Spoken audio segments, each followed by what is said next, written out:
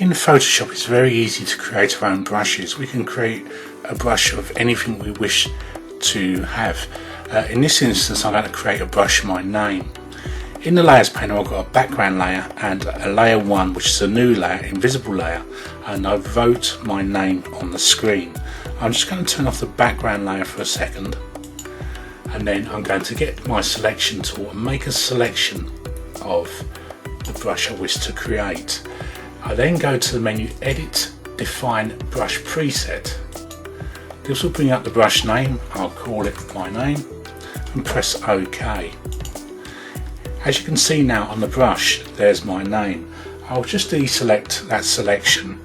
I'll turn on the background layer and I'll turn off the layer 1 of the brush I created. And now if I get my brush, just turn on the background layer so I can write on the background, and I can just click and you can see there's a brush of my name. I can resize it in the brushes panel as well to make it smaller if I wish to, so I can have a small one. I can even move it around and create an effect with the brush.